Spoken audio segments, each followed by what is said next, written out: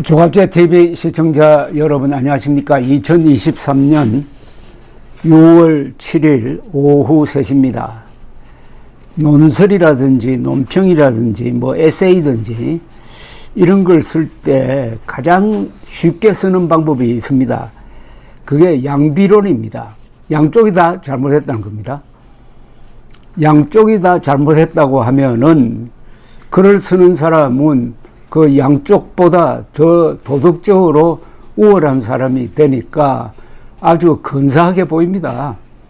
하늘에서 내려다보는, 어떻게 보면은 하나님 입장에서 인간의 잘잘못을 아주 공평하게 양쪽이 다 잘못했다, 이렇게 하면은 글쓰기도 쉽고, 글을 읽는 사람들 중에 지적 수준이 좀 낮은 사람들로부터는 아주 추앙을 받고 아주 근사합니다. 모든 글 쓰는 사람이 유혹을 받는 게 바로 양비론으로 쓰는 겁니다. 왜냐하면 글을 쓰기가 쉽거든요. 그런데 또 쓰고 나서 평이 좋다고요. 그런데 양비론은 결론이 없습니다. 양비론은 양쪽이 다 잘못했다고 해버리기 때문에 책임 소재를 분명하게 하지 않습니다. 그러면은 실천 가능한 대안이 나오지 않습니다. 양비론의 극단적인 형태는 이거죠. 김일성도 독재고 박정희도 독재니까 양쪽이 다 나쁘다는 겁니다. 박정희를 독재라는 프레임에 가두는데 이것도 무리죠.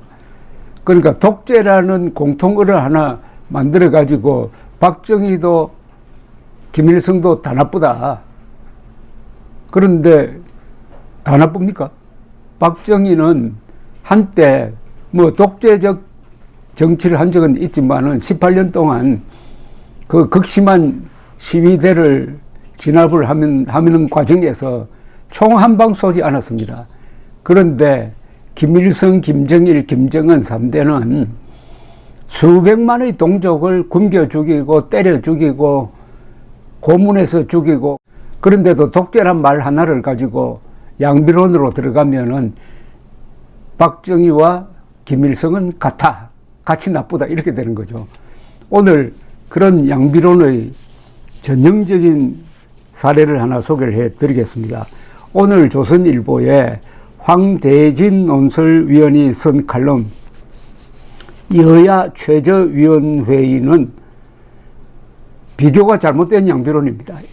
모든 양비론의 함정은 비교를 잘못한다는 겁니다. 예컨대 음주운전 경력과 살인 경력을 같은 값으로 계산을 해가지고 양쪽이 다 나쁘다, 이렇게 되면은 음주운전 경력자가 억울해집니다. 황 의원은 여야 최저위원회의라는 칼럼을 통해서 국민의힘 최고위원들과 민주당 최고위원들이 다 잘못했다, 이런 양비론을 지금 펴고 있습니다. 그러니까 이 글의 결론은 양비론의 숙명인 허망한 대안으로 나옵니다. 대안이 뭔지 아십니까? 이렇게 준열하게 양쪽을 꾸짖고 나서는 마지막 대안이 이렇습니다. 내년 총선은 결국 국민 눈높이에 맞게 당의 수준을 끌어올린 쪽이 이길 것이다. 그러려면 크든 작든 최고 지도자의 자기 희생이 필요하다. 국민이 지켜보고 있다. 여러분, 이게 대안입니까? 이렇게 할 수 있느냐 이겁니다. 이게 실천 가능합니까? 우선 국민 눈높이라고 그랬는데, 아니 5천만 국민의 눈높이가 제각각입니다. 5천만 국민의 키높이가 제각각인 것과 똑같습니다. 눈높이가 하나로 정해져 있는 게 아닙니다. 그리고 국민들의 약 30%는 분별력에 문제가 있어요. 그러니까 국민의힘이든 민주당이든 국민 눈높이에 맞게 당의 수준을 끌어올릴 방법이 없습니다. 국민 눈높이가 제각각인데 어디에 맞춘다는 이야기입니까? 그러니까 이 결론은 아무 실천력이 없다. 그러면 이 결론을 도출하기 위해서 앞에 쓴 글은 무효가 된다는 이야기죠.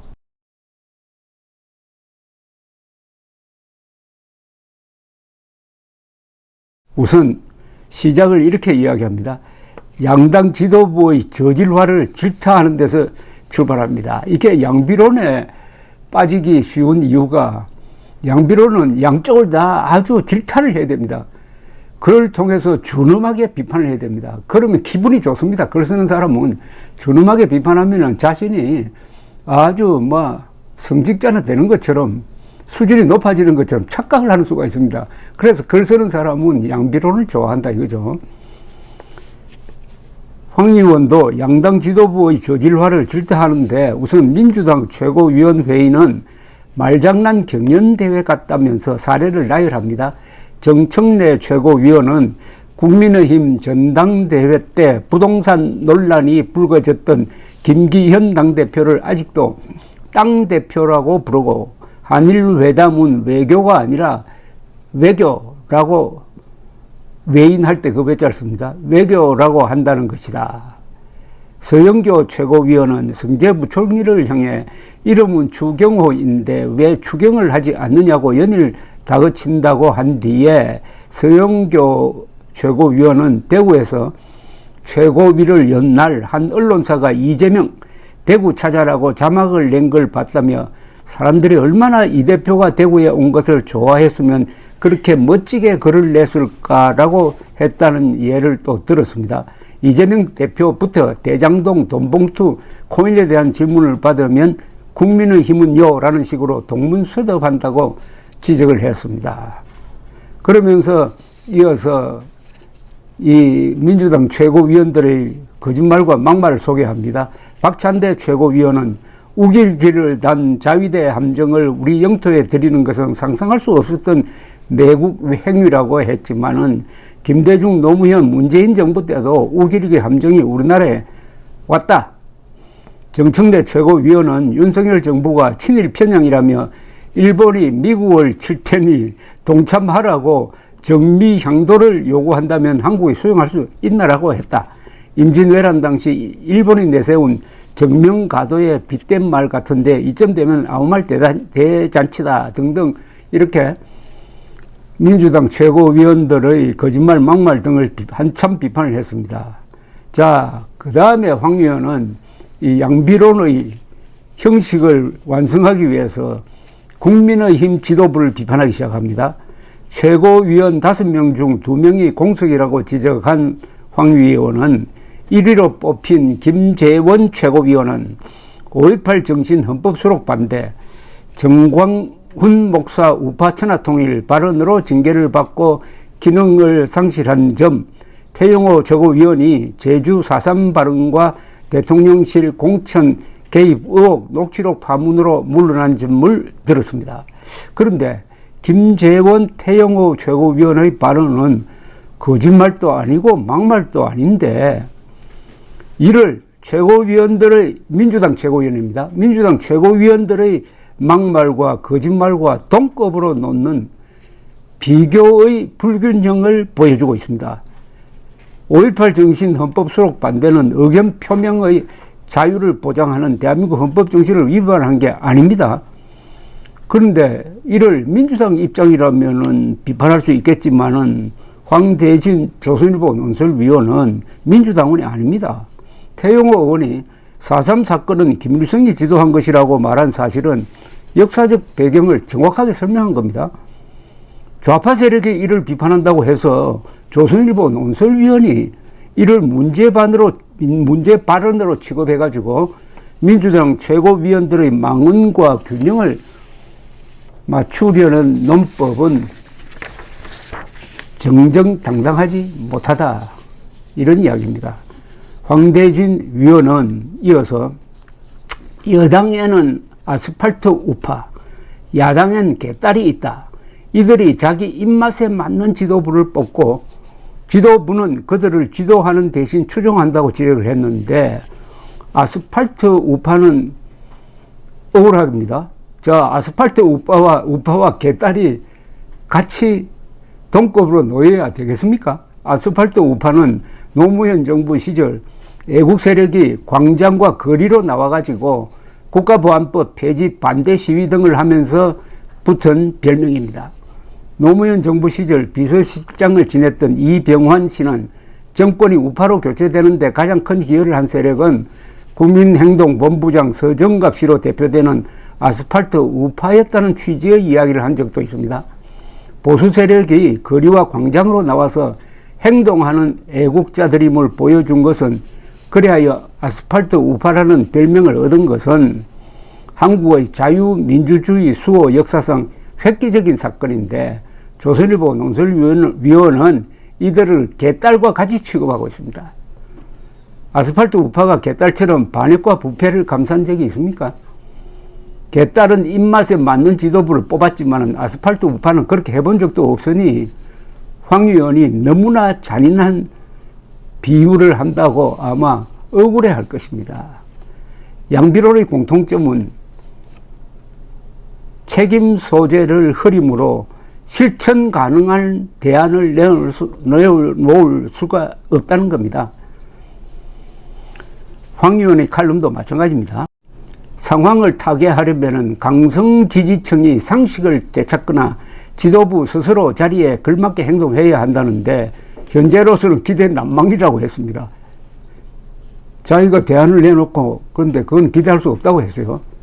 그러니까 황 의원은 남은 방법은 지지층이 모두 쳐다보는 사람, 최고위원보다 센 사람이 나서는 것이라고 했습니다. 여당은 윤석열 대통령이고 야당은 이재명 대표라는 겁니다. 그런데 이 문제 해결을 또 윤석열과 이재명으로 넘깁니다. 이게 양비론 대안의 맹점입니다. 그런데 황 위원이 내어놓는 이 제안은 매우 위험합니다. 이렇게 이야기를 했어요. 대통령은 당무 불개입이 원칙이라고 하지만 개입할 수밖에 없다는 걸 국민도 안다. 과거 모든 대통령이 그랬다. 그래도 정도를 지켜야 한다는 이 제안은 아주 위험천만합니다. 왜냐하면 대통령은 당무나 선거에 개입할 수 없게 법으로 딱 묶여져 있습니다. 역대 대통령이 다 그랬다고 그랬는데, 전두환 노태우까지는 그렇게 해도 되지만은 이 법이 만들어지고 나서는 대통령과 여당 이 대표가 분리가 되고 말았습니다. 윤석열 대통령은 국민의힘의 총재가 아닙니다. 국민의힘의 경선에 개입하면은 형사처벌 받게 되어 있습니다. 그런데 그렇게 해야 된다는 이야기 아닙니까? 예, 근데 박근혜 전 대통령은 2016년 4월 총선에 저금하여 새누리당 공천에 개입했다고 실형을 선고받았어요. 노무현 전 대통령이 국회에서 탄핵 소추된 것도 선거 개입 발언 때문이었습니다. 그런데도 이 조선일보 논설위원은 대통령이 당무에 개입해야 한다고 권하고 있습니다. 법을 위반하라는 충고입니다. 그래 놓고 그래도 정도를 지켜야 한다라고 했는데, 아니 법을 무시하는 게 정도입니까? 그러니까 양비론 칼럼은 양쪽을 다 비판할 때는 신나게 나가다가 나중에 대안을 낼 때 오면은 이렇게 논리가 무너져 버린다는 겁니다. 일종의 허무주의로 가버립니다. 그래서 결론이 이렇게 나온 거 아닙니까? 내년 총선은 결국 국민 눈높이에 맞게 당의 수준을 끌어올리는 쪽이 이길 것이다. 그러려면 크든 작든 최고 지도자의 자기 희생이 필요하다. 국민이 지켜보고 있다. 이게 무슨 대안입니까? 하나만한 이야기지. 국민 눈높이가 제각각이고 30% 정도의 국민은 분별력에 문제가 있는데, 정당이 도대체 어떻게 이런 국민 눈높이에 맞춥니까? 국민 눈높이를 조선일보가 한번 계산이라도 해봐야 되는 것 아닙니까? 계산할 수 있어요? 국민 눈높이가 몇 센치라고 계산할 수 있습니까? 그렇다면 국민 눈높이에 맞춰야 된다는 이 제안은 공론이다 이겁니다. 그래서 양비론은 항상 이렇게 허망하게 끝이 나고 맙니다. 감사합니다.